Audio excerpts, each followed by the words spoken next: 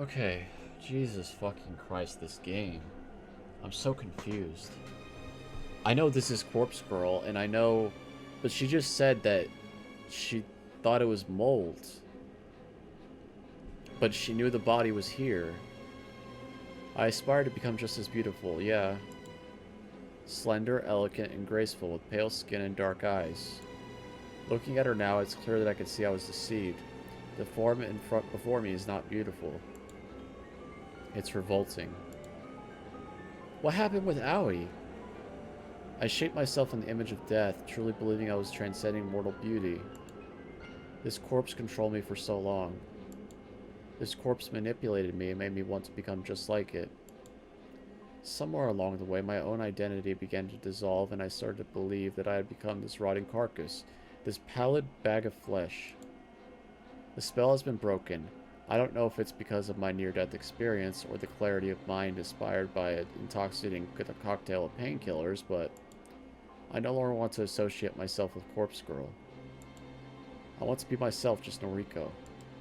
I no longer want to kill in the name of this blasphemous effigy.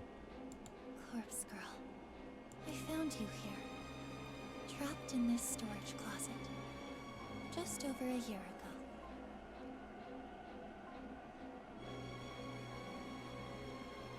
Is that when we switched to Kojiro and she moved into the factory? And you stole my life from me.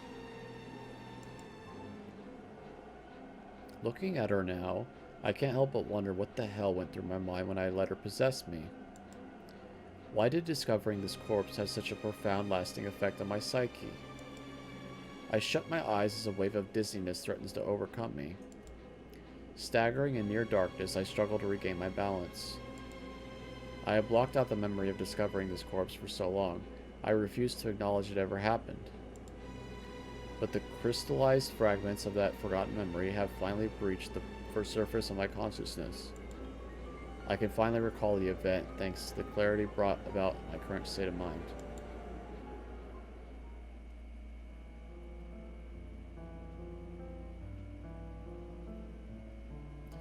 It happened several days after I moved into this apartment. Okay. The musty smell of mold lured me into the wall at the end of the corridor. The wall that had been hastily patched up and covered with plaster and paint. She's been calling it mold this entire time. We've seen her thoughts. I know she's an unreliable narrator, but I wondered about the source of the smell. I figured it might be a leak, a busted pipe that needed repair. Instead of calling upon the landlord for assistance, I took matters into my own hands. Perhaps inspired by my newfound independence, I had just become a free young woman, living in my own for the first time. Perhaps I was just stupid. I located a mallet in the garden shed. I tore down the wall. I found Corpse Girl, and in the moment I fell to my knees. Someone had hung this corpse upon the wall and decorated the storage room with books and photographs. The sight of the dead woman bearing down on me instantly unearthed the buried memories of my mother's attempted suicide. The pain and despair that I repressed for so long found its way out of my mouth and formed an unholy scream. I think the fear of that discovery and the subsequent revival of the subdued memories caused me to slip in and out of consciousness. I was paralyzed by fear and my entire body was racked with pain. Looking back now, I feel like I must have spent days lying in a heap on the floor of the storage closet. Days spent within a dreary haze of dread and depression and distress. Days spent at the feet of this hanging corpse, the form that I look up to and idolize. Days spent in a lull of fever dreams, surrounded by photographs on the wall and a manner of all corpses. Days and days of my soul and identity were slipping between my fingers. Something must have eventually cracked inside of me, because I remember getting to my feet and repairing the wall. I don't know how I did it, but I patched it up and painted over it and vacuumed all the dust and debris from the carpet. And then the memory of the entire incident just vanished from my mind. The only relic I retrieved from that storage space was a single book, a heavy tome that must have tumbled out the closet during my delirium. Faux's Photography, a comprehensive history of photograph manipulation, yeah. That must be why Kojiro was so interested. Because he put that book there. Now, Corpse Girl doesn't look like the way she used to. Uncovering her today hasn't shocked me into submission like it did all that time ago. Am I stronger now? No, not really. But I was prepared to face her this time. And now I'm here to bury her. As I calmly assess how difficult it will be to retrieve her from her position, my eyes fall upon the dozens of photos plastered haphazardly across the walls. Photographs of nameless bodies printed in an instant camera. There must have been 10 or 20, 30 corpses across the entire series of images. I don't recognize any of them. That's the only comfort I could take from viewing the images, the comfort that I'm not the one who decorated this room with those macabre visuals. Whoever put these photos up is undoubtedly the same person responsible for hanging Corpse Girl on the wall. All the photos look so real, and all of the corpses are in such normal situations. There's an image of a decomposing body sitting on the bench waiting on the train platform. He's wearing a suit like an ordinary businessman. Another image is of a headless couple at a dinner table. Dressed in their Sunday best, they are sharing a candlelit meal.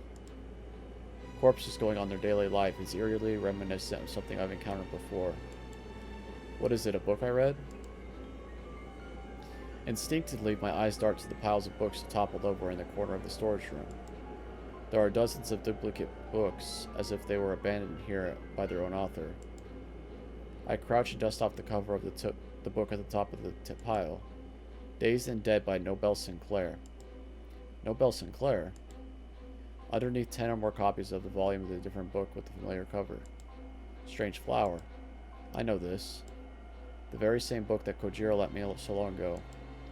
Except the book here is not the same worn, well-read library copy. It's a pristine condition, save for the layer of dust coating it. There are nearly a dozen copies of this book as well. Someone intentionally abandoned these books here, and the fact that they are accompanying so many photos of corpses, not to mention Miss Corpse Girl herself, is no coincidence. These books and photos, as well as the copy of Faux's photography I found so long ago, all of this has somehow embedded itself into my consciousness and inspired me to start Corpse Girl's website. I'm sure of it. This room, this fucking cursed room, ruined my life and it corrupted my mind. I have to wonder if somebody planned it all. Did somebody leave all of these things here in order to break whoever entered? That's probably a far-fetched concept, but I'm desperate to place the blame on somebody, anybody but myself. Enough. A light slap to my face snaps me my inner ramblings. Owie slapped her face earlier. It's time to bury Corpse Girl and put this life behind me once and for all. I can't really atone for the things I've done last year. Hell, I don't actually feel like I need to atone. It's not guilt that's eating me up inside. But at the very least, I can move on. I carefully remove the restraints tying Corpse Girl to the wall and feel the weight of a rotted body collapse onto my own trail form. Her head leans against my shoulder, and for a brief moment I pause and let her rest against me. I run my hand through what's left of her hair. She's been through a lot. We both have. We're both Corpse Girl. Well, we both used to be. Now we are just empty husks with no purpose. If we're not Corpse Girl, we'll probably be forgotten, lost to time and memory. For once in my life, I'm looking forward to being forgotten. I don't understand what's going on. I don't know if we're Owie, and we really did take over her body. I don't understand. Bonus ending. Tomoe Watanabe. Final is cleared. What? God, this place is boring as hell. After all the shit I've been through this year, I can't simply believe I'm still working here. If it weren't for Shinya, I probably wouldn't bother coming in every day. But I want to patch things up with him. If I keep talking to him in the office, surely I'll crawl my way to forgiveness. I thought Shinya want you to forgive him. What? Speaking of that son of a bitch, here he comes now. Look at him. He walks past my desk and doesn't even acknowledge my existence. How could he ignore me after all the time we spent together? Tsk, fucking hell. He irritates the shit out of me sometimes. I'll just have to take matters into my own hands. If he won't talk to me, I'll make him talk. I leave my desk and stride over to him. My heavy footsteps aren't exactly elegant or befitting a lady. As my mother used to always say, well, I don't really give a flying fuck. Hey, what's going on? The slurred, drawling words that drip out of my mouth don't come out the way I want. That always seems to be the case. Everyone treats me like I'm some dumbass dipshit because of the way I speak. They don't understand it's the way somebody thinks that really matters. I can't help if it was brought up to speak like a fucking imbecile. Blame my father, not me. Oh. Hello, Tomoe. Hello yourself. What's a gal gotta do to get a conversation out of you these days? Huh?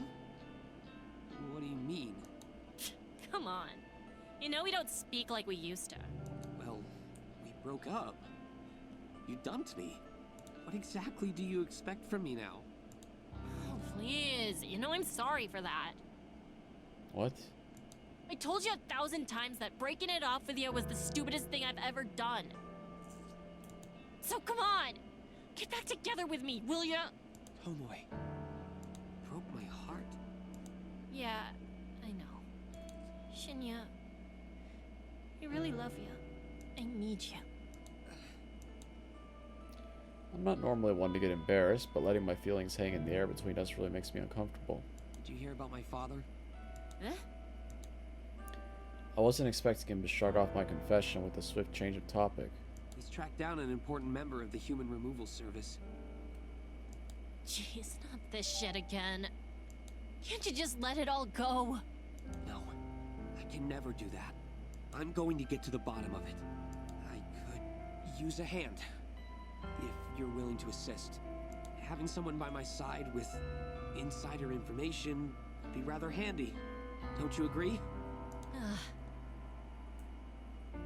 I'm kind of blindsided by his request. I know that he knows I know everything. I'd be stupid to pretend he hasn't figured it all out by now.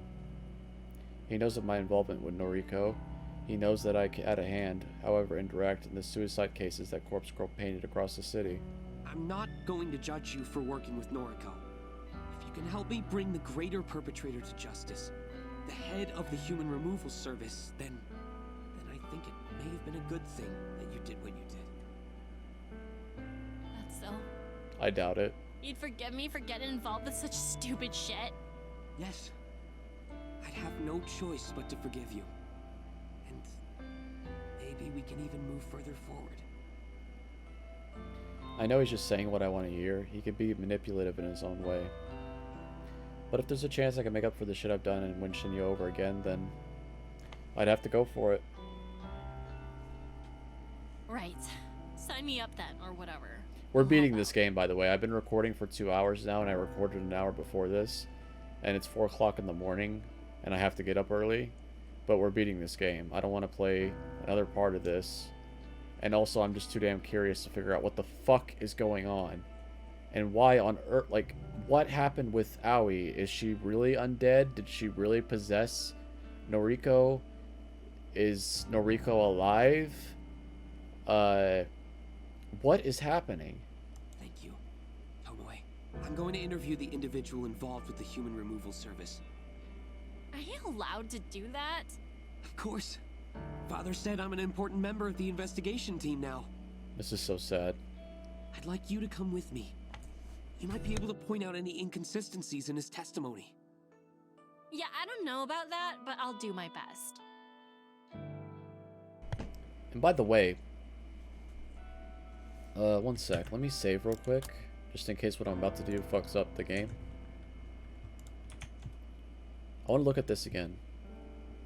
Completed the prologue, Act 1, Act 2, forge a bond with Aoi. Oh, do I have to refresh this? Hold on. Okay. Complete the prologue, Act 1, Act 2, Act 3. Complete the final act. Forge a bond with Aoi. Forge a bond... This is the thing we missed. So I'm missing clear the game, unlock the bonus ending.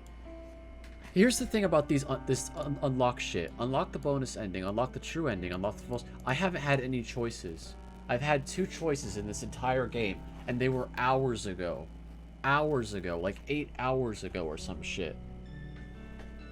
So I don't know what it means unlock the endings, and I don't understand what's happening. I don't know what's happening. For the first time in a long time, Shinya smiles at me.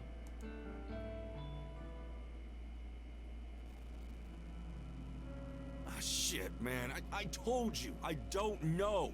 Wait a minute. Oh, fuck this fat fuck, by the way. I hope we kill him before this game ends.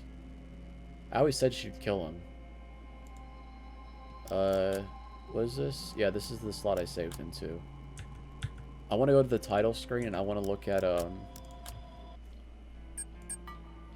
we're still missing 4 titles. The last one we got was during Kojiro. We didn't get anything during Aoi's chapter. This was at the end of Kojiro's chapter.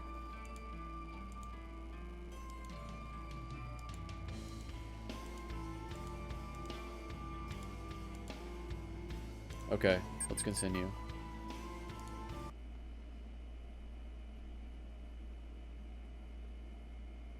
I'm just so confused. Can you just leave me alone? This guy is pathetic. Every time I open my mouth, he flinches and recoils in terror, like he thinks I'm going to hit him or stab him. Please do. Listen here, you little shit. If you don't spill the deets, my man here will crush your fat skull into dust. Tomoe is probably my favorite character. Her or Noriko are my favorite characters. Tomoe, maybe you should let me do the talking from here on out. She's the most normal. Like, she's annoying sometimes, and the way she talks is a little weird. But about all these characters, she seems to have the less insane personality. Whatever. I back off and let Shinya take my place. I talked him up, so I thought he'd be pleased, but maybe I just annoyed him. Mr. Matsumoto. Please, just call me June. Hey, nice try, mister. I ain't your friend. You can address me formally. Thank you very much. I hate this guy. I hate him. He folds his arm across his chest and he adopts a pouting pose. Also, the thing with Kojiro, I feel like that was so left open. Like, we didn't get to see Noriko's reaction. We didn't get to see... I think Tomeo thinks that Noriko killed him. We didn't get to see Noriko and Tomoe have another scene together to have it explained. We don't know if Noriko thinks that... Noriko said he thinks that... I don't know. I don't know what's going on. I don't know anything. He folds his arms to his chest and adopts the pouting expression of a child. Yes. Well, as I was saying, Mr. Matsumoto, you understand why you've been brought in for questioning, yes? Yeah, man, but, like, I'm totes innocent, you know? I hate this fucking fat fuck shit. Piece of shit. I don't even know nothing about the human removal service. You guys think I'm involved, but you haven't given a reason why you think that. Shinya retrieves a small pocket notebook from somewhere and flips through the pages. After a moment's silence, he clears his throat. Several witnesses, plus a security camera, placed you at the scene of a murder just 2 days ago. Now, it's apparent you weren't the culprit. However, your activities at the time of the incident were questionable at best. Oh, what activities are you referring to, Detective Man? You were cheering, and I quote, "Kill him dead. Kill him dead." Yo, that don't sound like something I'd say. It sounds exactly like something you would say. I want my lawyer. You can't detain me here. Mr. Matsumoto, you willingly came here when we contacted you. You are not under arrest. This is ludicrous. Ludicrous, I say. Be that as it may, I have a few more questions. One witness declared that you followed the masked culprit after they fled the scene of the crime. Is there any truth to this claim? Oh man, like, I just needed to go the same direction, you know? I've got no idea who this Herald person you keep mentioning is. Shinya raises an eyebrow and casts me a dark look. I just shrug. I never mentioned the word Herald. Is that the name the culprit refers to themselves as? Oh, this is like some detective mind trick, ain't it? I have the right to remain silent. Anything I say or do, or whatever, can be like... In America, I don't know about Japan. I've had enough about this creep's inane ramblings. Listen up! I slam my fist against the table and send Junpei rolling back in his seat. He nearly falls off the chair, but manages to regain his balance. He's not going to fall off the chair. His ass is so fat. He's got perfect stability. You've got two options here. Number one, tell us the identity of that killer. The person you called the Herald. What's the other option? Number two, tell us who is really in charge of the human removal service.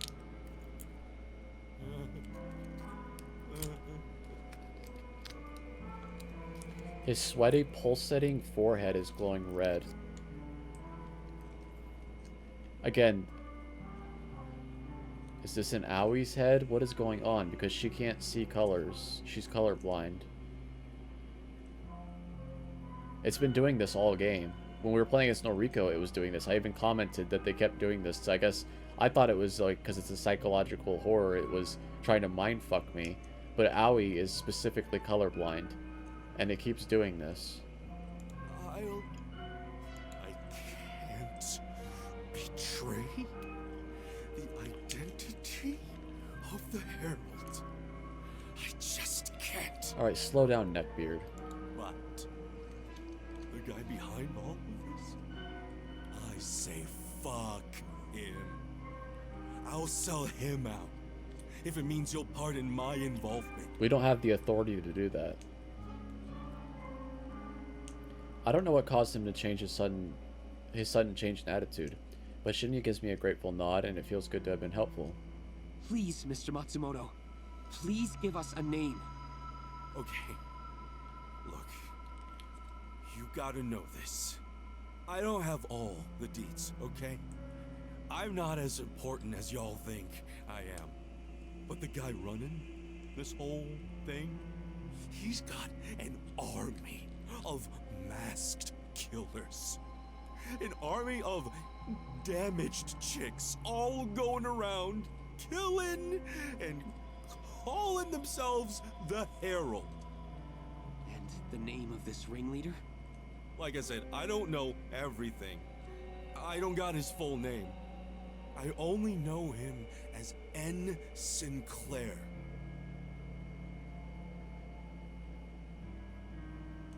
Kojiro? N. Sinclair.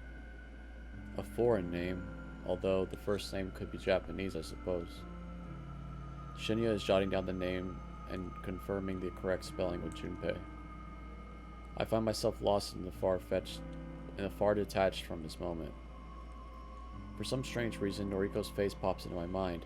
I have a fuzzy recollection of a conversation with her, but any attempt to clarify the thought in my mind is useless. Shinya, is the name familiar to you? It's familiar to us. It's the name of the author that Kojiro really liked, and the name of the book that, or the author of the books he read. We're getting to, I think, mummification or something. Yes. Amazing. Shinya always surprises me. So who is it? Noriko Kurosawa once told me about a book she was reading. Now, please understand, I don't share the same taste in fiction as hers, so... Yeah, I get it. Get to the point. She used to read the most macabre, horrific stories. And she told me about one book in particular.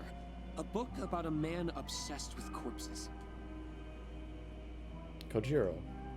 Obsessed with corpses, huh? Jeez, don't that sound familiar? Wait, what am I saying? That does sound familiar. Kojiro. She told me about that book, too. Flower. Something about a flower. Strange flower. Yes. Strange Flower. A book by Nobel Sinclair. Nobel Sinclair. And Sinclair himself. Jeez. You reckon that's the guy behind the human removal service? I don't know, but it's a lead. A man obsessed with the dead. Truly despicable. That's one way to put it. I don't understand. I thought Kojiro was dead. And I thought the fat fuck does the bidding of the human removal service and its leader. And he burned the morgue. I'm obviously not getting the whole picture here. I've done my time with sickos like that, had enough of it, and put it behind me. Yo, Detective Man, can I, like, go now? Okay, I've been having problems with this game and certain things and certain plot points, but if it kills this guy at the end of it, it doesn't matter how he dies, it doesn't matter who kills him. It could be Kojiro's ghost suddenly pops out and slices his neck. I will give the game a 10 out of 10. Absolutely not. Good guy, Shinya. Shinya turns away from Junpei and beckons for one of the armed police officers standing guard at the room's entrance. How do you have this authority? Can you really just delegate this authority as a detective to your son and armed police officers had to... Because police in America would laugh at you. Like, if my dad was a detective and he said, okay, my son here, he's my deputy, and you guys have to follow his orders, they would kick my ass. The officer walks around and waits Shinya's command. Arrest this man. What? You don't have that authority. Yo, that's whack. What are you doing? I guess he does have the... I guess I'm wrong. Maybe in Japan you could just delegate authority like this to anybody you want. The police officer cuffs Junpei and yanks him out of his chair. At least he's going to jail. Maybe that's just as good as death. Damn. Shinya, that was cold. It had to be done. Yes. Junpei Matsumoto is dragged away, kicking and screaming. Silence falls upon the room after the door closes in the police officer's wake. So, what now, Detective Man? Shinya scratches his chin as though wondering why I would call him that, but he doesn't voice his discontent. Our next step is to track down the author, Nobel Sinclair. Maybe he's our culprit, maybe not. Either way, we won't know until we talk to him. Right on. And what about... Shinya interrupts me with a sudden soft kiss on the lips.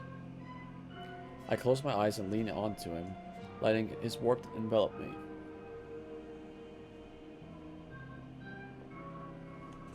Oh, shit. Sorry, I dropped something. Okay. Shinya. I couldn't have done this without you, Tomoe. At least they're gonna end up happy. I mean, everybody else is fucking dead or dying or something happened to them, but Tomoe is gonna be alright. And I wouldn't be the man I am today had it not been for you. So, thank you. Does this mean you want to be with me again? Yes. If you'll have me. My heart swells with this confirmation. I've never been so happy. Shinya, of course. He kisses me again, and the fear I had of losing him instantly washes away. I won't fuck it up this time. I'll keep him close to me and protect him forever. I reluctantly break away from his embrace and hold his chin delicately in my fingers. Let's go find this Nobel Sinclair fucker. Yes. Let's find him and bring him to justice.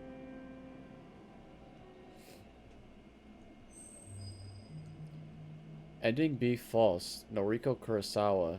Love unburied achieved. 3 months later. This is the false ending. Aoi and I used to always dream about getting away, breaking away from all this stress and tension of our everyday world. She dreamt of going somewhere cold for a winter getaway, somewhere she could snuggle up by a warm fireplace and drink hot cocoa and feel at peace. I told her I'd like to visit a sunny holiday destination. But I don't know why I said that back then. It was a lie. I hated the sun, the harsh light, and the warmth always used to leave my skin feeling prickly and scorched. However, things have changed. There are no plans of my own. For some reason, leaving behind the life of Corpse Girl helped me appreciate a few of the little things in life. I don't know why. Maybe I'm just happy I survived. Maybe I'm just glad I don't have to keep living in that accursed apartment. I haven't fully recovered from the stab wound Aoi inflicted upon me. I haven't fully recovered from the scars she left in my heart. I don't think I'll ever be 100% healthy again. My doctor says these things take time, but maybe a slight limp and a dull ache in my gut from time to time is a small price to pay for my life. I made the decision a few weeks ago to attempt a beachside vacation. It went, well, pale, ghostly Noriko Kurosawa sat at the beach and attempted to get a tan. I did it for myself, not out of some misguided notion that I should live out a dream vacation for Aoi's sake. Aoi can go on her own damn vacation whatever she wants. It's not like she's limping around with a cane and serpentine scar across her beautiful skin. It's not like she had to struggle against the entire world just to go get it on an airplane. The beach was gorgeous, the water was pristine.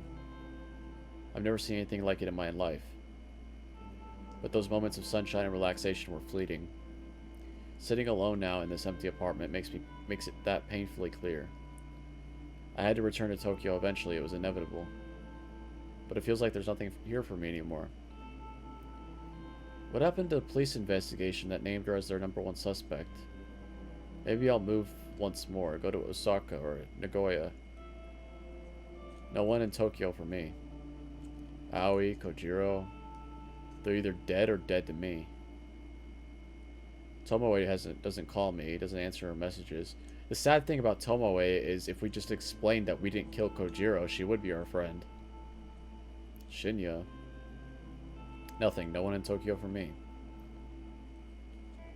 My eyelids close gently and the sweet embrace of sleep takes me.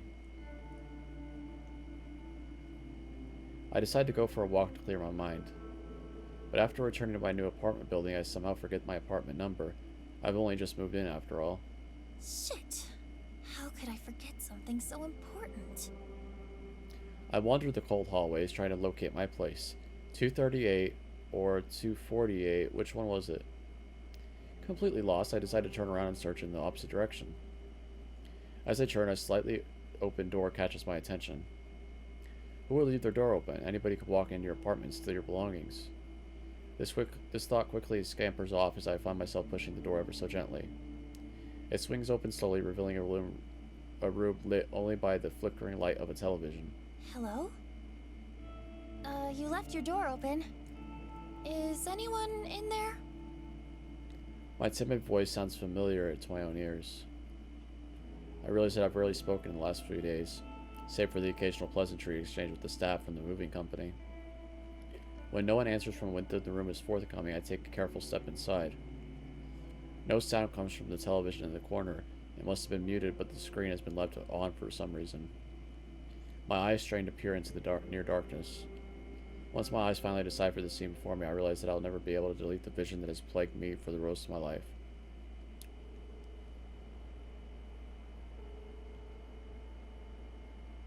My mother hangs from the ceiling, a rope coiled around her neck like a boa constrictor. Her mouth is agape, a half smile, half scream upon her lips. Her eyes are vacant and stained black with the filthy muck of regret. And her legs dangle, helpless, unable to secure a foothold upon the chair that has fallen to the ground. The chair that I kicked from under her while I laughed along with Yuriko. A thick clump of bile bubbles up within my throat and takes off a sudden urge to resist kneeling over and vomiting. The body hanging above me, the soulless corpse peering down at me. This is not my mother. This is not this person, this nameless woman. She has been dead for hours at least. I didn't kick the chair out from under her. Yuriko isn't here laughing alongside me. I'm here alone. That woman isn't struggling. She isn't pleading for help or forgiveness. She isn't cursing her stupid mistake. She's gone, just gone. Her soul has departed for whatever afterlife waits us once we leave this purgatory. She is nothing more than a hanging corpse, nothing more than a sack of flesh and bone. The disgusting urge to throw up begins to ebb away as I stare up at the ceiling. The light of the television illuminates the corpse's face briefly, revealing the skin gently kissed by light freckles and eyes creased with soft wrinkles. She's older than me, perhaps by a decade, but she is no means less beautiful than I am. Her hair is long and soft, and I get a sudden urge to brush it aside to sweep it away from her eyes and tell her everything is going to be okay. Before I can even understand it, I'm standing on the bed in order to reach up to the ceiling. I rest one hand lightly on her shoulder, then I go ahead and brush some of those stray locks from her eyes with my fingers. If I look past those empty eyes, those eyes stare right back at me and see everything I am. If I look past them, I see a truly gorgeous... Oh, fuck me. She's just repeating the cycle. I'm glad this is the false ending. I'm utterly entranced by her. I rest my cheek up against hers, her skin still surprisingly warm. Perhaps she did not perish long ago as I initially assumed. I'm sorry. I don't know why I say those words. Maybe it's guilt? Guilt. I caused a lot of people to end up like her, forced them to end their own lives out of fear of distress or desperation. No, that's wrong. I'm not guilty of those things. Corpse Girl is the one responsible. It's not my fault those people died. I wasn't myself. Regardless. To think that I helped Corpse Girl destroy so much beauty makes me feel ill. What's your name? Corpse does not answer. A silent type, hey? That's okay. It's kind of cute. My name's Noriko. Are you hungry? Can I treat you to a meal? Alright. No reply. It's okay. Come on. I'll get you down from there. Let's get you dressed. I'll put you in something nice. It's warm outside, so how about a light dress? Nothing.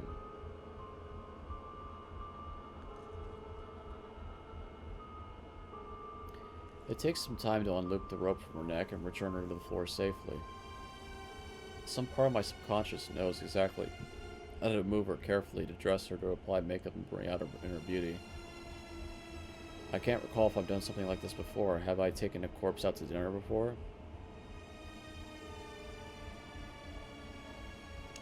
I can't recall if I just read about it in a book or I've experienced a similar situation. Just because she's dead doesn't mean that I shouldn't treat her right. Just because she's dead doesn't mean she's not beautiful and worthy of my love. After a bit of time, my gorgeous friend is dressed to impress. There was photos behind Shinjuku of corpses doing regular things like eating and going out to dinner, and we're ready to go out to dinner. She's not very talkative, so I'll place her in order and keep the conversation going. People might look at us, they might stare or even judge us, but we'll be okay. We're two beautiful young women simply enjoying each other's company. She'll start to decay soon, like strange flower wilting moments before taken out of the water. As for me, I think I've been decaying for a long time. I hope this nameless corpse girl can help me feel alive again. She offers me a slight smile as I take her hand and lead her out into the building lights on the hallway. I blush.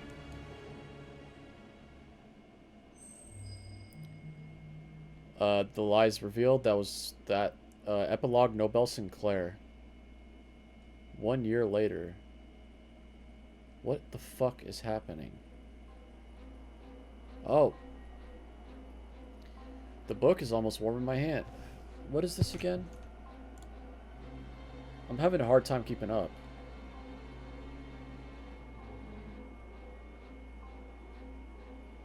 Clear the game, unlock the true ending, unlock the hell ending, clear bonus mode. I don't know which one this is. The book is almost warm in my hand. It's a pristine volume fresh off the printing press. Paperback, though I would have preferred hardback. Been a while since I've published a book. Years. The last few fans I probably thought of disappeared off the face of the planet. I did it in a way. Not my fault, death is death. Nobel Sinclair died in a fire inside his family home. That was a long time ago. Even though my name burned into ash, my body survived. Had to pick up a new name after that. Couldn't wander this planet without one. This body went on living for quite a while after I got a new name, with a new name. I even grew to like it. Then the strangest thing happened. Another fire inside a morgue this time. The new name went up in flames. Kojiro? My body survived again. Fate? I don't know. Felt a bit lost. Yeah, he's talking like Kojiro. Felt a bit like unlike anybody. I decided to pick up an old name back up. Dusted off, pinned it on my chest. Nobel Sinclair, it always suited me. My mother gave it to me, after all. This time I didn't want to be completely disregarded of my existence. The time spent as another man, too much happened. I've got too much to tell, too many tales to keep to myself. So this new book tells the entire story from start to end. Corpse Factory, Nobel Sinclair. He's missing his hand, or his arm. Wasn't easy typing the page after page with only one arm. One of the most taxing and challenging things I've ever attempted. But now it's done. Soon this new volume will hit shelves, store shelves across the country. The world will know everything. I used pseudonyms throughout the book to protect the identities of the guilty. Didn't print Noriko Kurosawa's real name even once. Didn't identify Junpei Matsumoto or Aoi Sato. Didn't call out Tomoe Watanabe or even wannabe detective that always chases me, Shinya Fujikawa. And most importantly, I didn't print my previous name. Not that name, anyway. I confessed a lot of things within this text. I even confessed my involvement with the Human Removal Service. Getting caught up in that organization's web of death wasn't something I ever intended to do. That wasn't something that Kojiro would have done. But it was necessary in order to finish this latest book. So, if I take this at face value, split personalities, the thing I thought about Aoi is actually true of this guy. He's really Nobel Sinclair is his pen name, and Kojiro was just an identity he had. I don't understand. I don't know, guys. I don't know. I don't know what's happening. Nobel Sinclair rose to the ranks of the Shadow Society within mere weeks. Chalk it up to his or my macabre experiences. Couldn't have done it without the connections I formed as Kojiro. Couldn't have done any of this without him. I'm at the top of the ladder, so to speak. Got a bunch of killers on my payroll. Even the dog, Junpei, is on my leash now. Don't know where I'll go from here. Original plan was to shut the Human Removal Service down and delete its existence as a final act of love for Noriko. So you do love Noriko? And what happened to Aoi? But the power is nice, the power is intoxicating. Again, Kojiro wouldn't have toyed around with something like this. I'm not Kojiro. I look over the book in my hand once more. It's heavy, full of words that carry more weight than they should. Whether people believe the content of this book is out of my control. But those with keen intellect will surely be able to piece the truth together. My eyes scan over the cover and read the large embossed letters. Corpse Factory, a novel by Nobel Sinclair. I've never been more proud of my work.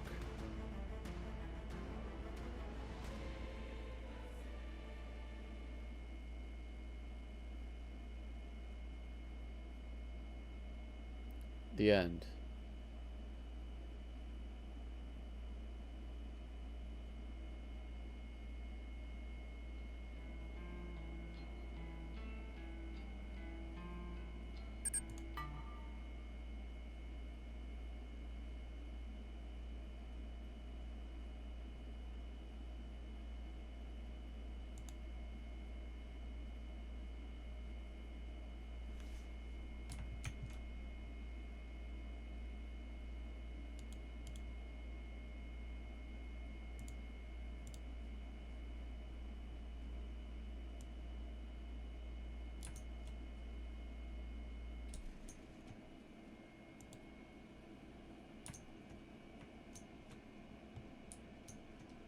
Okay, we didn't unlock all the endings.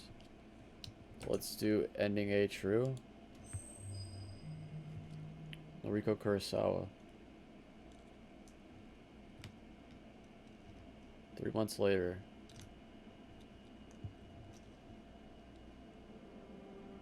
Okay, we didn't see those. Sometimes on dark and overcast days, I can feel the cold bite of steel inside my gut. It's a phantom sensation that flickers and dissipates within moments. My doctor says it's nothing to be concerned about. That doesn't prevent me from pulling my clothes aside to examine the skin underneath. The sight of a scar does little to comfort me. I don't think I should have survived this injury. I don't think I should have walked away after regaining consciousness. But somehow I survived that encounter with Aoi. But what happened to Aoi?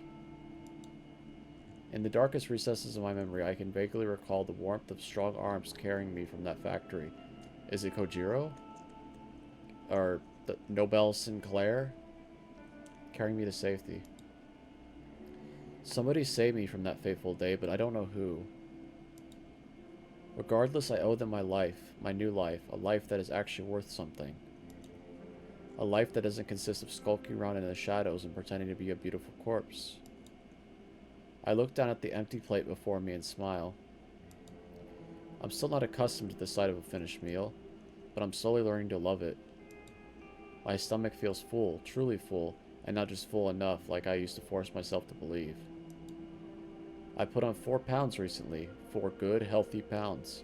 My cheeks glow with vitality, and my skin is no longer a sickly color of ghastly flesh.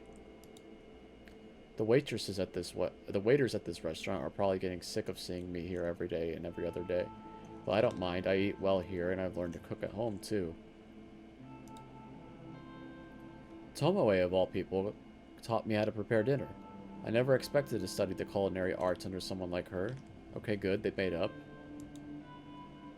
But she has a knack for bringing out the flavor of the food. She says I've picked up a few things after years of caring for her kid siblings. I'm learning a lot from her. I push a plate to the side and take a sip of water. Time to pay the bill and get going. There are things to do tonight, after all.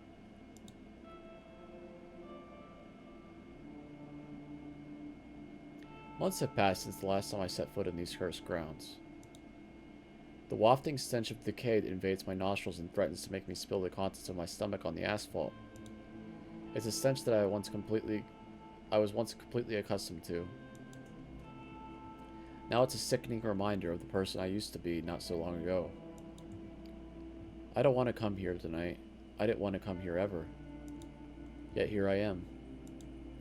Call it a hunch, a premonition, or a bad feeling, but some part of my mind urged me to visit this place after receiving a strange text message this morning.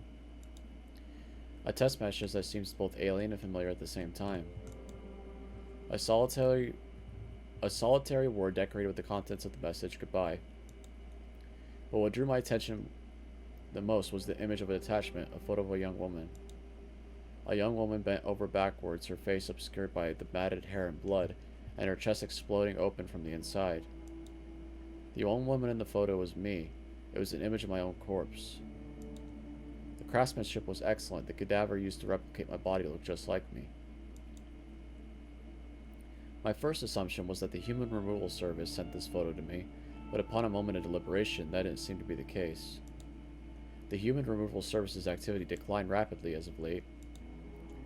The number of murders or suicides, depending on how you look at it, across Tokyo have decelerated so quickly that it's almost as if the Human Removal Service never existed at all. Besides the organization had a particular trademark when sending out a doctor corpse photos. They would include instructions with the message, instructions for the victim to follow, usually involving the murder of another victim. The message I received simply said goodbye. My corpse photo feels personal. It's typical of the work I used to perform. It's almost as if someone took over the identity of Corpse Girl, the role I once fulfilled. But that's crazy, isn't it? I take a deep breath and stride towards the factory's entrance. Is it Aoi? I almost choke as I breathe in the thick air. The stench of death hangs in smoke inside the factory. The place looks just like it did when I was last here. The notable exceptions are the fresh cadavers displayed here and upon the warehouse racks. Somebody is living here. Somebody is continuing Corpse Girl's work. And somebody thought it would be wise to target me as a victim. Me, Noriko Kurosawa. Somebody made a fatal mistake. Animalistic instinct rises within me as my legs move forward with purpose. My feet claw at the damaged concrete ground with every step. I'll kill the new Corpse Girl. I'll kill her and bury her. Enough is enough. I'll end the cycle of death that I started so long ago. A meek voice slinks through the darkness, tugging aside the veil of silence ever so gently. I concentrate hard in order to identify the direction it came from. If I'm taken off guard, even for a second, it may be my end. My left. The voice came from my left. I spin on my heel and immediately notice bile rise into my throat. May I help you with something? Okay, we found Aoi. What the fuck is this? My name is Noriko. Noriko Kurosawa. It's nice to meet you. What's your name? This is the true ending, by the way. So this is what really happened. Why didn't we die? Aoi? Is that you? I feel like I'm looking at a twisted mirror. The girl before me is not me, and yet... Are you here to buy a corpse? I have plenty on display. You can browse as much as you like. But that one on the end of the rack is reserved. Sorry. She runs her grimy hand through her unwashed hair and scratches her scalp violently. A fleck of spittle drips from her lower lip as her eyes glaze over. This is Aoi Sato. Despite the hair and the makeup and the clothes, my old clothes, her voice is the same as I remember. Aoi, knock it off. You're scaring me. Who is Aoi? Is that your name? Well, it's nice to meet you, Aoi. My name is Noriko. A moment of clarity brings immediate understanding. Just like when I was torn between my own identity and that of Corpse Girl's, Aoi has become me. But her transformation has been kind to her.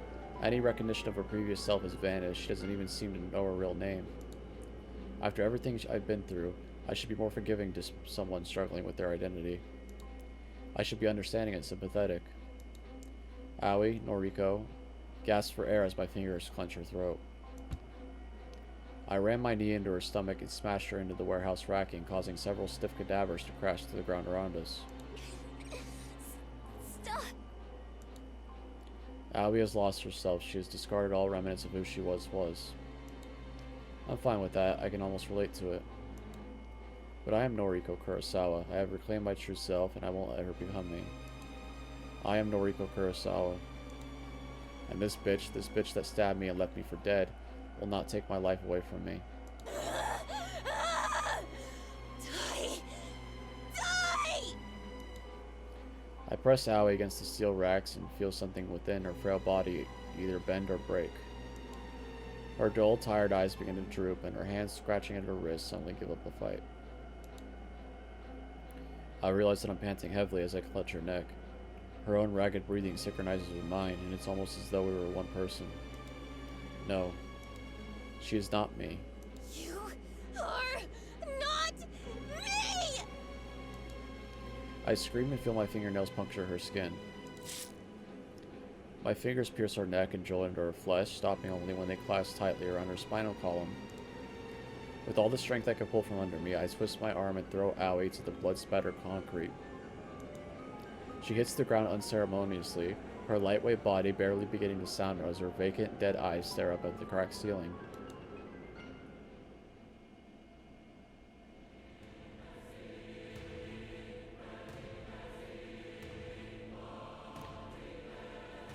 I never imagined I had to dig up this grave for a second time. When I buried Corpse Girl in the gardens below our former apartment, I didn't predict I'd have to see her again so soon. But here she is, she's still rotten and miserable. I thought her burial was going to be the end of it all, a symbolic gesture to help me leave behind the person I'd become. It was a way to reclaim my former self and bury the past. Corpse Girl doesn't say anything when she sees me lift the dirt from her resting place. She doesn't give me any indication that she even notices my presence. Fine, be that way, I couldn't care less. I've brought a friend for you. Someone to keep you company.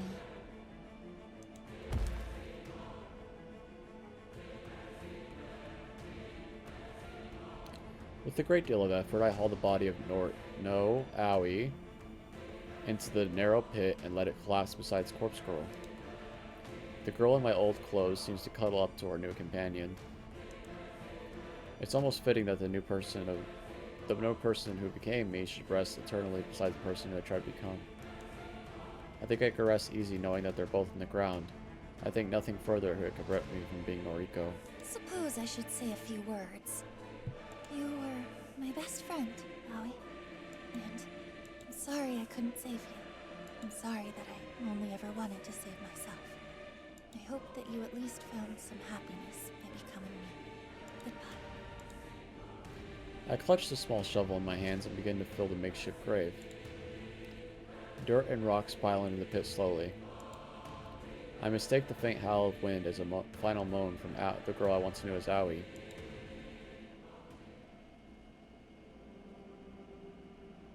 Covered in dirt and grime and blood and muck and God knows what else, I collapse onto the floor of my new apartment. I'm very fortunate I managed to find this place. Someone moved out in a hurry and I was able to move right in with just a few months' rent paid up front. Don't know if I'll be able to afford next month's payment, but I'll face that challenge when it arrives. For now, everything is finally over. I should shower or bathe or at least scrub the filth from my skin. But I'm so tired. I'm exhausted. This is the price of being Noriko Kurosawa. I roll over on my side and grab my phone, slowly bringing it to my eye level.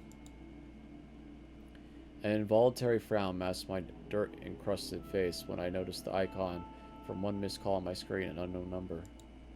A short message tells me that the caller left a voicemail. I don't know who could have called me at such a late hour. It's well past midnight after all. I close my eyes and let the voicemail play. Hey. Bit late. Sauce. Still pisses me off. We should talk. Call me?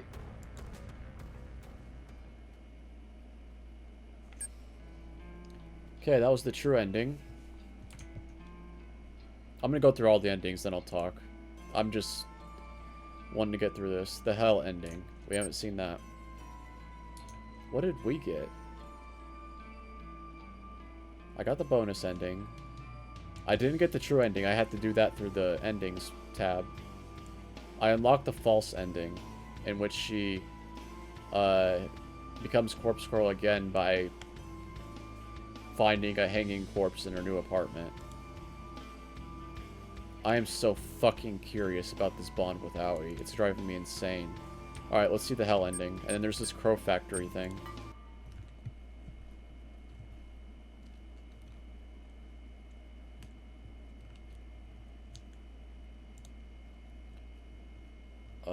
Have I seen the epilogue? I'll look at that later, after the hell ending. So I saw the false ending. This is the one I got. I'm assuming because I picked the wrong choice with Aoi. It's the only thing I can possibly think of. Because everything... There's only 2 choices in this entire game, and I made one wrong choice, and I'm assuming I got the false ending because of it. Which is fucking bullshit, but at least this game knows it's fucking bullshit because it gives me an option, instead of having to replay the whole game, to view the endings here. So at least it knows it was fucking bullshit. Let's view the hell ending. Hell ending. Ending C, Noriko Kurosawa. I'm assuming this is what happens when you get both of the only options wrong. So if I told Tomoe to fuck off, I'm assuming this is the hell ending. Sorry I'm late. Whoa. This is what I thought was going to happen after Aoi strangled Noriko and the chapter ended. Aoi's chapter. I thought the next chapter was going to be me playing as Aoi playing as Noriko. I make a quick apology, but I guess that didn't happen because I chose the right thing with Tomeo, so I got the false ending instead of the hell ending, which is, like I said, if you pick both things wrong. I'm just assuming all of this, I don't know. But considering there was only 2 choices in this game, I'm assuming you get both of them right, you get the true ending. You get one of them right and one of them wrong, you get the false ending, and you get both of them wrong, get the hell ending. That's the only thing I can think of. Which is fucking bullshit, but it knows it's bullshit because it has a menu option, so it feels a little less bullshit because of that. I make a quick apologetic bow to my coworkers before hurrying over to my desk. No one seems bothered by my tardiness. A few people offer to raise eyebrow, but they quickly return to their work. I take a seat as my workstation and turn on my computer. It whirs to life as I organize my belongings. From my handbag, I retrieve some key items. First is my canned coffee, still placed ice cold thanks to the convenience store powerful refrigeration. Second is my headphones. I can't complete a day of tedious data entry without listening to some music. Last but not least is my phone. The screen is a little cracked, and the protective case has seen better days, but it's been valuable to me. Something feels slightly off as I look at the screen. There's a nagging feeling in my mind. Something small voice is telling me that this isn't my phone, but I know it's mine. The familiar red case. The colors again. What was weird is this color thing happens no matter who you're playing as. That's why I thought it maybe was an Aui's head, because this makes sense for Aoi, but it doesn't make sense for any of the other characters. The familiar red case, the spiderweb fractures itching across the glass. It's my phone, no doubt about it. Pushing the strange thoughts from my mind, I turn my attention to my computer. It doesn't take long to read over the day's list of tasks. I'll be continuing what I started yesterday, easy. Noriko? I'm started by the sound of vocalization of my name. I don't know why people call me by my name every day. Don't they? Oh, hello, Fujikawa. Shinya Fujikawa is standing at my desk, scratching his cheek awkwardly. I get the feeling he wants to approach the topic of conversation that makes him nervous. I wanted to apologize. I haven't been present in the office of late. Was there anything you needed to discuss with me during my absence? I think about the question. Shinya and I don't really need to talk on a day-to-day basis. His work is fairly unrelated to mine. I'm just a data entry temp after all. But we do have a history together, I suppose. We went to school together after all. We were never exactly friends. Actually, I was always the kind that had feelings he had a crush on me, but he's not really the type to make a guy to make a confession. Aoi always used to joke about how he and I would make a cute couple, but I could never see it. He was and still is too far dull for my senses. Aoi. Why does that name sound so distant? I try to put on a face to the name, but my mind draws a blank. She was my best friend, and yet... Noriko? Oh, sorry. I get lost in my own head sometimes. Ah, yes, I see. Well, if there's nothing you need, then I'll be on my way. Okay then. Say, Hmm? your old friend, Aoi Sato? Okay, I'm assuming this is the hell ending because we're assuming that Aoi really was undead and she became... It doesn't make any fucking sense. And the way Shinya's reacting, unless this is all delusion, doesn't make any sense. Have you heard from her lately? No. Actually, I feel like something must have happened to her. We haven't spoken in... God knows how long. Is that so? That's too bad. I find it odd that he leaves the conversation with those last words. He simply walks away from my desk. My phone cries out the unfamiliar ringtone, one I've never selected, splits my head wide open and prompts my brain to spill out between the cracks of my skull. I squeeze the sludgy gray matter back into my head and blink a few times, then realize my brain is not actually leaking, just a trick of the light. I struggle to maintain eye contact with the screen. The caller ID flashes the device, identifying the caller as Noriko. Me, my own name, myself, Noriko is calling me, but I'm calling myself? A dull ache still throbs through my head as though it has been recently emptied. I answer the call. Hello? I hear a sharp inhalation of breath and then the call cuts out. It takes a few seconds to realize I'm crying. Shinya is at my side, his arm around my shoulders, and within seconds the rest of my coworkers are staring down at me.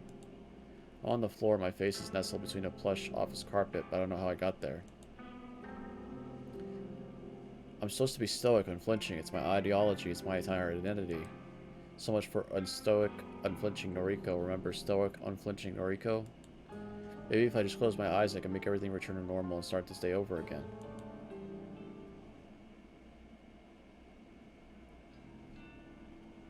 The stairs upward were particularly difficult to climb today.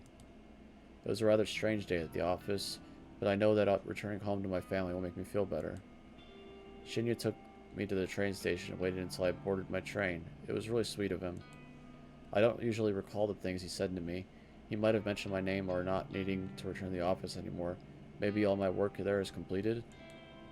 My head is still a bit fuzzy, but I'll sift through the details later after a hot shower tonight.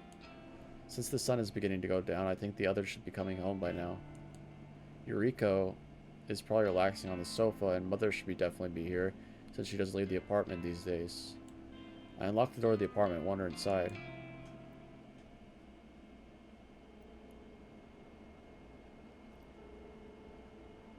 I'm home. Stepping through the open door is always a comforting feeling. It's good to return after a long day at work. Here you are. Good evening, Big Sis. Good evening, Mom. Yuriko offers me a warm smile. She's changed a lot recently. Her foul, rebellious behavior disappeared when she moved in. Maybe she simply wanted our family to be reunited again. Maybe her delinquency was all just an act, a way of trying to deny that she really wanted to simply return home. Mother, on the other hand, doesn't really regard my entrance. That's nothing to be concerned about. She's always distant and aloof. Shall we order in tonight? I'm thinking some pizza would be delicious. Yuriko nods. The act causes a clump of her hair to detach and flutter to the floor. I'm looking forward to a quiet night in with my family and some pizza. I never had the opportunity to enjoy these moments when I was growing up. In those days, I was simply grateful for the nights I could go to bed without a new bruise or a gash to cover up. Mother used to kick me and slap me, but hang on. I look at her now, slumped over on the couch, completely lost in her own world. That's not the mother that used to abuse me. That's not the mother that was married to my father. And Yuriko never used to stand up for me. That's because Yuriko was never there when I was growing up. Where was she? I shut my eyes and tried to sift through my confusing fragments of memories swirling around in my mind. She's not my mother. This woman before me. She's Noriko's mother. That's it. That's how I know her. Wait. Of course she's my mother. I'm Noriko, duh. How could I forget something so stupid, simple? Yuriko was there when I was growing up. The reason she never stood up for me is because she never abused me. No one ever abused me. God, I don't know why I get so confused and frazzled like this sometimes. I smile at my loving family and clap my hands together. Okay, I'm going to order dinner. Is everyone happy with barbecue pizza? Yuriko nods and my mother lets out a quiet snore of approval. I whip my phone on my eye level and open a food delivery app. I notice that my battery has 8% left. I should charge it before it dies on me. I keep a charger here in the living room, so it only takes me a second to waltz over and to the wall socket.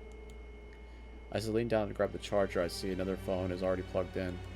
Another phone? The case is blue and the screen doesn't have a trace of damage on it. Whose phone is this? I nervously tap the screen and see a list of noise notifications. There are a lot of messages for somebody named Junpei. Junpei, it's a name that doesn't ring a bell. I check to see if the phone is unlocked by pressing the thumb against my home button. Strangely, my fingerprint unlocks the phone instantly. My fingerprint? But this isn't my phone. This can't be my phone. The messages from Junpei all open in quick succession. Babe, good news, hit me up. Waiting for you. Coffee today? Are you mad at me? Talk to me, my Woodley cherry blossom. I miss you. Did I do something wrong? The splitting sensation inside my skull returns as my eyes devour the contents of the never-ending string of messages. I feel like I know this person, but I can't picture a face. I can't picture a scenario in which we ever met or spent time together. Why does he speak to me in such a familiar way? Wait, he's not speaking to me. Of course, this isn't my phone. These messages were never intended for me. I throw the phone aside, happy to have broken free of my concern. And it doesn't matter who the phone belongs to. It's not mine, so I don't have to deal with it. I plug my own phone into the charger and feel relieved as I watch the battery icon slowly fill up. Okay, Mom, Yuriko, I'm going to go take a shower while my phone charges. I'll order dinner after that. I promise. Thank you for being patient. For the first time in a while, Mother actively responds to my voice. Noriko? Alright, so she's completely delusional and psychotic. She's like breaking from reality. That explains why Shinya was talking to her normally like she really was Noriko. So I'm assuming we would have gotten this ending if for some reason we told Tomoe to fuck off all those hours ago. And this would have been the ending we got. I don't know. But yeah, I was right. She's not actually dead. She's just an abused girl who has breaks with reality, psychotic breaks. Which, by the way, at the beginning of this game, I never sensed. I thought she was an anxious young woman who was timid and shy. There was no sign of her being a psychotic, murderous demon. Her head lifts slightly, and she regards me with her dull eyes. Mom? Where am I? You're not Noriko. A bead of sweat forms on my forehead, and the shiver crawls slowly down my spine like a spider. Her firm, accusatory tone immediately chills me to the bone. Of course it's me, Mom. It's me, Noriko. No. You're... Where am... Panic settles on her delirious face. I don't exactly blame her for being scared and confused. She's been near a vegetative state ever since she attempted suicide. But for her to not recognize me, for her to forget her own daughter looks like, that's inexcusable, unforgivable. I'm Noriko, dammit. I fall to my knees, the splitting, throbbing, aching pain in my skull reaches a crescendo, starting to blow my brains out across the living room. I'm Noriko!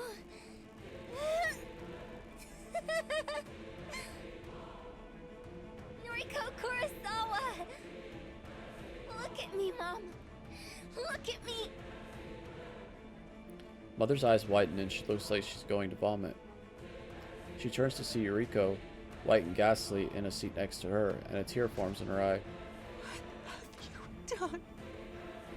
What is this? Just shut up! Just shut up and be a part of my perfect family! Look at us! All three of us! We're the Kurosawa family! And we're finally back together! We're happy, right?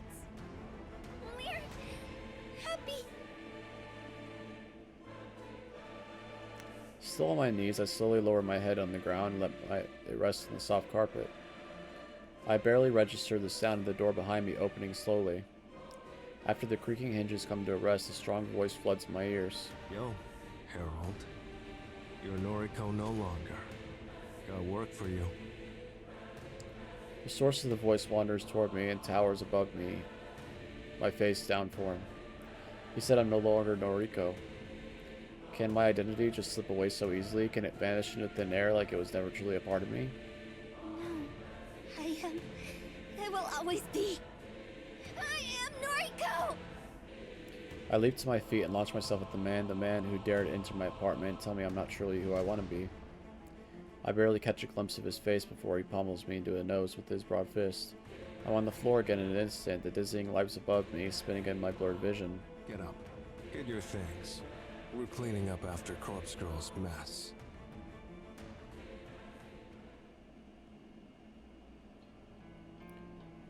Okay, that was the hell ending. We have all the pictures now.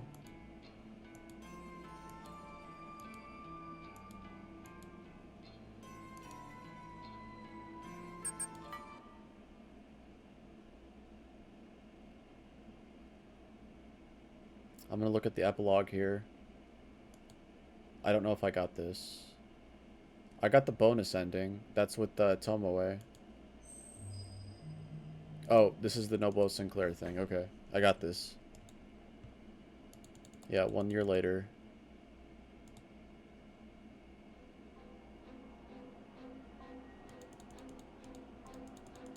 Let me make sure this is the right thing.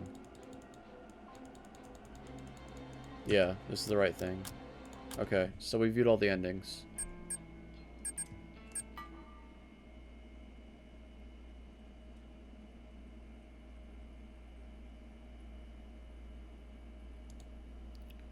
Yeah, the bonus ending was Tomo.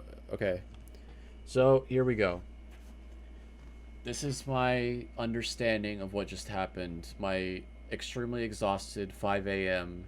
Been playing this game for 4 hours now, understanding.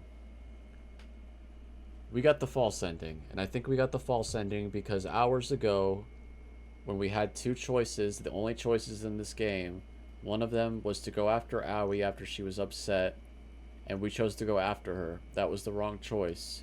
So we made one wrong choice. The correct choice was to leave Aoi alone, for some reason. And that was in, like, hour 2 of this, like, what is it now? I don't know, 15-hour game. So we made the wrong choice about 13 hours ago. And we fucked up. The other choice, there was actually 3 choices with this Tomoe situation. She, we could have told her to fuck off. I think we could have done it maybe tactfully, like said, no, I don't really need your help. Or we could have gone with her. And I wanted to go with her because I liked Tomoe. And that was the correct choice, I assume. Because we got the bonus ending with her. And we got the false ending, which is, I'm assuming, is you pick one right, you pick one wrong, false, pick both wrong, get hell, pick both right, get true. So the true ending, which is actually the ending of this game, is that there really was a corpse in the wall, and it was Shinzuko, Kojiro's former girlfriend who died in a car wreck. That used to be his apartment. He put Shinzuko in the wall. He moved out. Noriko moves in. She's a bit fucked up in the head. She discovers the body and identifies as Corpse Girl. She creates the website. All the rest of the shit happens.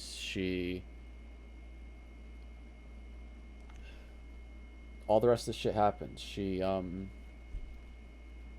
goes to work, you know, kills people with the photos. She meets Kojiro. She meets Tomoe. She meets Shinza. All that stuff happens. And the ending of the game is that she finally discovers the reason all this happened is because of the corpse. So she decides to bury it. For some reason, she survives her encounter with Aoi. I'll get to Aoi in a minute. That's the part I'm not sure about. I'm sure about some things with Aoi. I'm not sure about all things with Aoi. She buries the corpse. She lets it go. And she becomes, a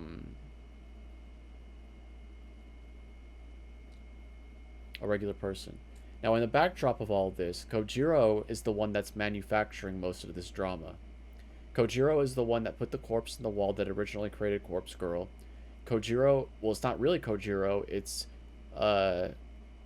Nobel Sinclair. His alternate personality is Kojiro. Kojiro is the guy we know in game. The Kojiro is the guy we played. Nobel Sinclair is the guy who created the Human Removal Service, and Nobel Sinclair is the one who is orchestrating all of these attacks and stuff to happen. Kojiro is just a sad, lonely dude that we met. And they're one and the same person, they just have split personality. Anyway, the ending of the game is that she finally lets go of it. And the true ending is that she discovers Aoi in the factory. Now here's the Aoi thing. Aoi attacks us at the end of our chapter, and she stabs us. Somebody stops her, or she stops herself. Maybe she thought she killed us by stabbing her and twisting the knife. And somebody picks up, I'm assuming Kojiro or Nobel Sinclair, because he knows about all this shit, picks us up and takes us to the hospital where we recover, but we don't remember any of that.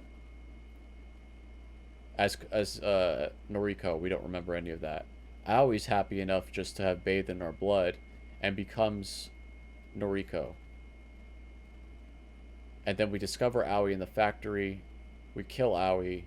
We bury her next to the corpse of Shinzuko. And we end the whole thing. And it's all over. My thing is, the whole Aoi plot, I didn't understand at all.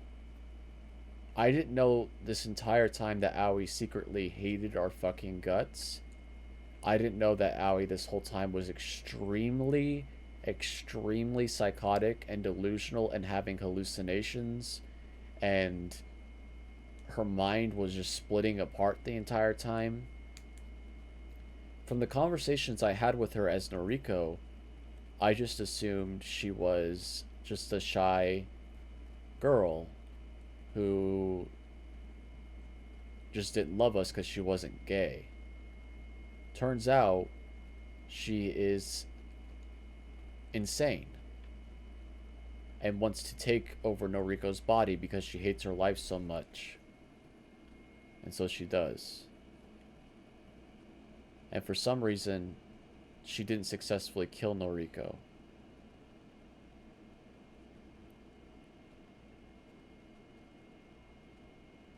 That's what I understand happened in this game. I could be wrong because I just played for 4 hours and I'm tired. And I just kind of went through it all back to back to back to back, but that's my understanding. So Kojiro, or Nobel Sinclair as he's also known, was the one orchestrating all of this shit behind the scenes. And Noriko was just delusional about this corpse in the wall.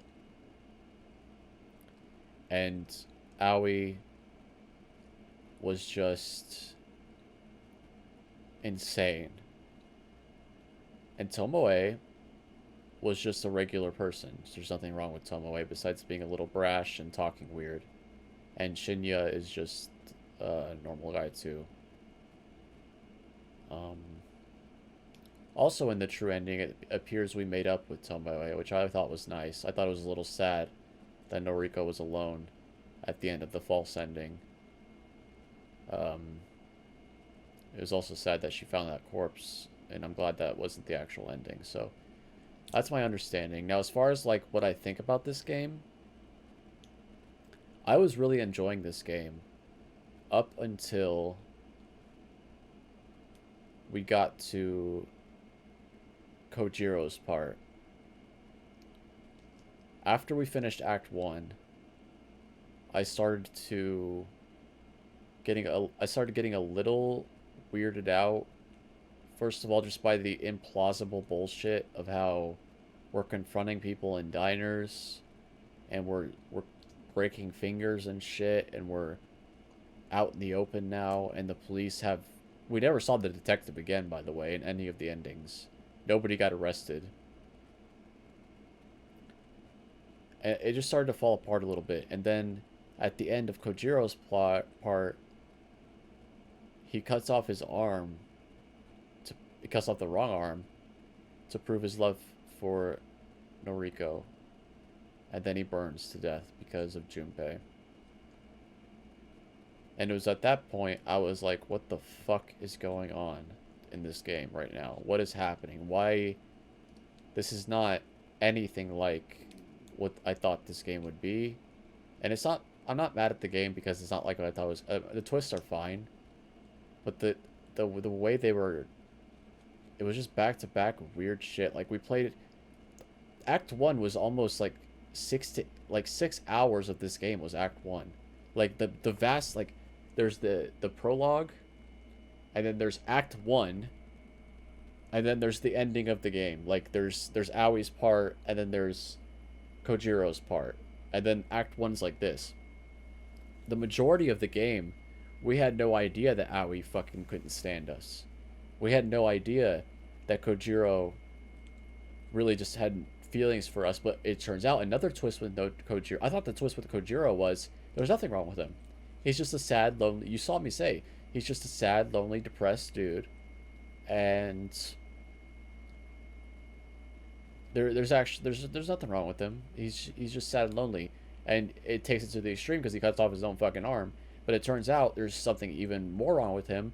He's Nobel Sinclair, who orchestrated the human removal service and all this crazy shit that's happening. So... I don't know, dude. And then Aoi's part was just fucking nuts. Like, I didn't expect any of that. The fact that she wanted to take over Noriko's life. And the fact that she thought she was a zombie. I still don't think she's a fucking zombie. I think that was just what she thought in her own head because she was mentally ill. Anyway. Before I end this game, and by the way, if I were to give like my overall impression of this game, if I were to like, would I recommend it to people? Yeah, I think I would recommend it to people. You know what really saves this game is this ending thing. How you can go through all the endings and you still get all the achievements and you still get to see all the endings and everything that happened. If they didn't have this, I think I would actually be angry as fuck right now. I think I would actually be absolutely furious that because I made a mistake hours ago that I got the wrong ending and I was fucked and I'd have to replay the whole thing. But now I know even if I picked the correct decision, all the same shit just happens. We know that because in the true ending, Aoi is Noriko at the factory. So Aoi still does all that stuff. Aoi still tries to kill us and everything. So no matter what we picked, that still happens.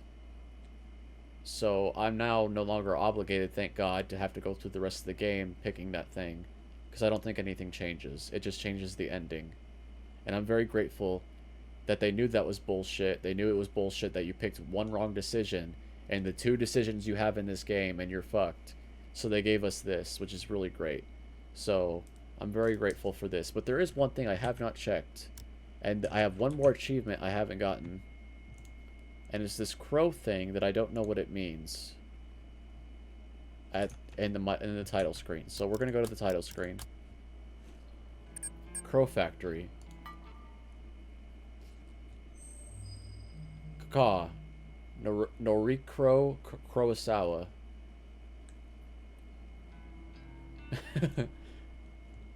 I always like the shape of my wings, Ka.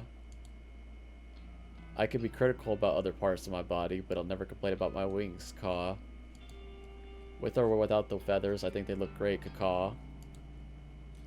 Mother used to tell me I inherited her wings, or my big sister inherited father's wings. To be honest, I don't see any of father's feathers in myself or my sister, Ka. But I agree that my wings are exact replicas of my mother's. Mother doesn't fly too well anymore, and that might have something to do with... And that might be something I have to worry about in the future. But for now, my wings are perfect, Ka, and I could be happier with them. Oh, one more thing I forgot to mention is the whole eating disorder thing. So it turns out Noriko's eating disorder stems from the corpse she wanted to look like in the closet. I don't like that. I think it's kind of stupid. I think what would have made more sense is that she already had an eating disorder, and then she saw the corpse and is like, yes, that's what... Maybe that's what happened, but that's what it didn't sound like. It sounded like she was fine, and then she fucking developed the eating disorder from the corpse. I hope that's not what it was implying. Maybe I'm wrong.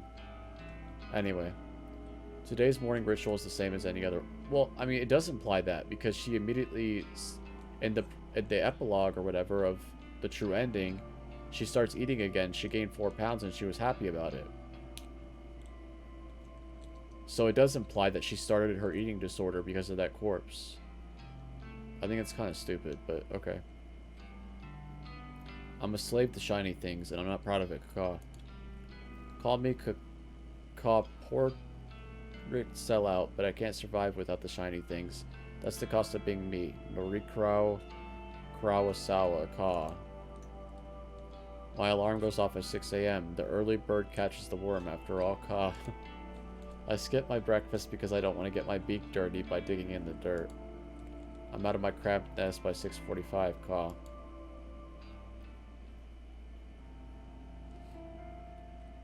The static drone of the workplace noise fills my ear holes. Chirping, ringing phones, feathers tapping against keyboards, photocopiers, even the steady low hum of the air conditioner contributes to the overall dim Ka.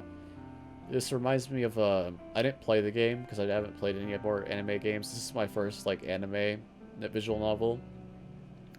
But there's a show called Metadating, which Day 9, Sean Bloom and Lee Grainer used to host a long time ago on the Geek and Sundry network.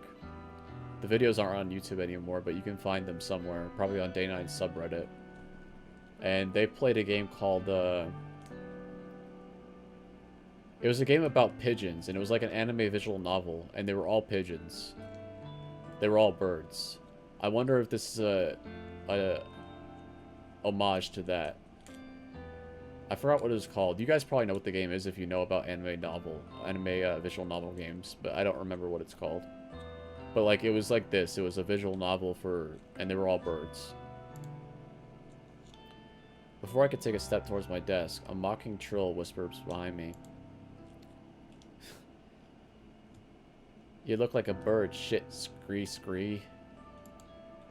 Looks like you've been sleeping in a tree. It suits you, scree. I don't know what she's talking about. I can't really focus on what she's saying. You know, I'm talking here. It's rude to ignore the eldest bird in the nest, scree. I swallow in an attempt to moisten my parched throat. My throat is fucked. I have been reading for 4 hours now, and my throat is destroyed. I feel like shit. Before speaking in a cracked voice. Do you need something, Kaka? Nah, I'm done with you, skank, scree. Chromo turns tail and walks away. Oh, my throat hurts so much.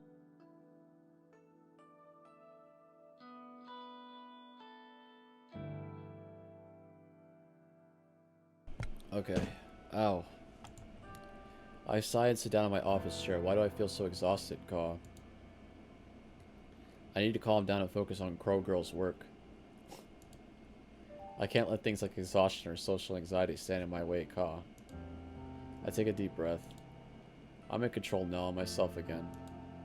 Is there a way I can auto this? Alright, I'm gonna let you guys read this. I'm actually like way too tired and fucked up. But if you guys want to read this, it's just an Easter egg thing, so I don't feel obligated to read it.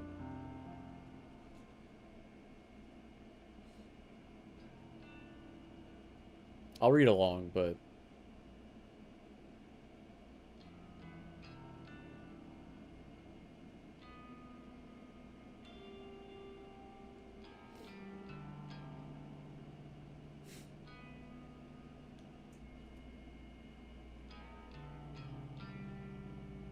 Cthulhu.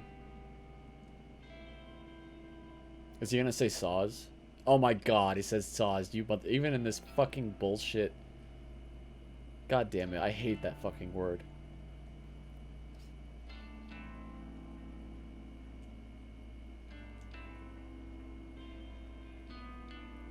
Krojiro. That should have been his name. I'm Krojiro. Norikoro.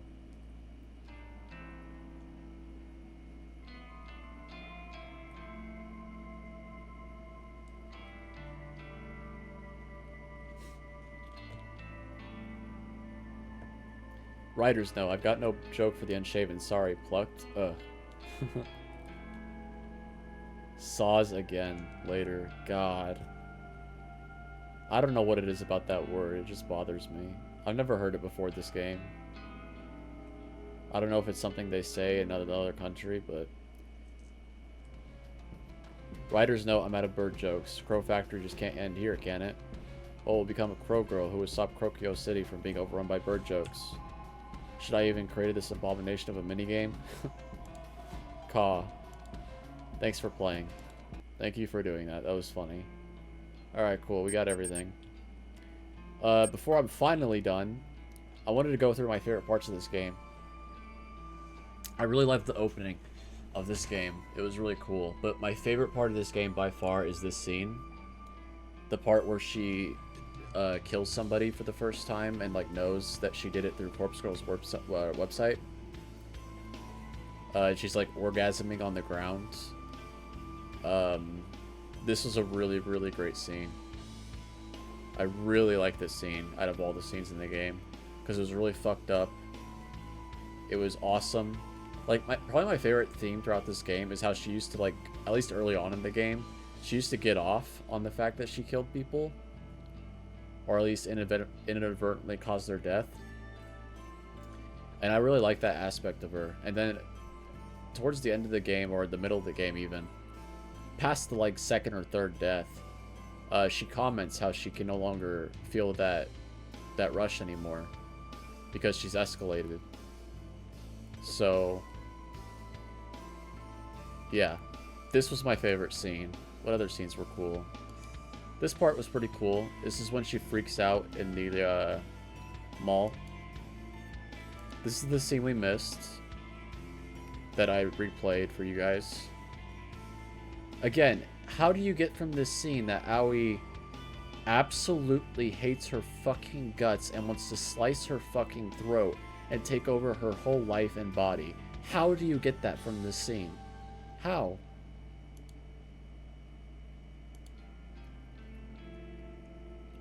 This is after she receives the corpse photo, I think, and she's lying in bed at night.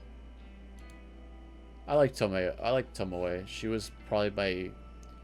I think Noriko is my favorite character, but she's my second favorite character. This is a great scene. It's when she's like pondering and she talks about oh, what was that one scene? Is it in here? This one.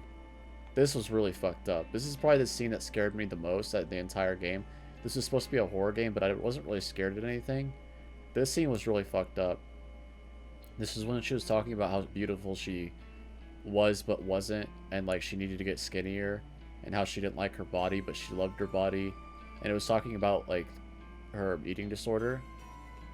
And this was really, really great, and it really fucked me up after reading it. So I love this scene too. This whole subplot was a little weird. But yeah, I don't know. It kind of like we just killed her and then it wasn't really brought up again. And then Shinya wasn't really a big part of the game after that. He mostly just was in the background with his detective dad. This is when we met Kojiro in the park and agreed. Anyway, this was a great scene. It's all really good scenes. What was my least favorite out of all of these? Can I think? This was fucking bizarre. And not in a good way, I think. It was just really weird. This was very sad. I think it's very sad how Aoi ended up dying at the end, in the true ending. It's very sad because... I don't know. She's just mentally ill, dude. She's just crazy. That was fucked up. Yeah, Kojiro, the fucking mastermind. Didn't see that coming. This was crazy and funny. Anyway. Yeah, my least favorite thing out of all this is probably this. This was just so bizarre and odd. Like, this is the thing that tells me that it's not one person.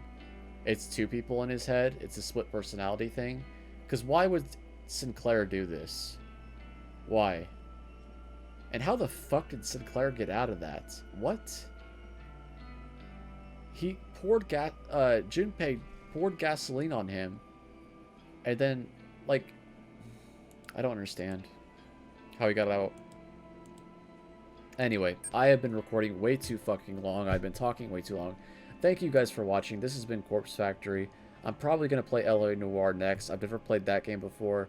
And as I understand, there's voice acting in that game. And I'm so grateful to not have to read. After playing Dry Drowning and playing this, my voice is fucked. Thank you guys for watching, and I appreciate you. Goodbye.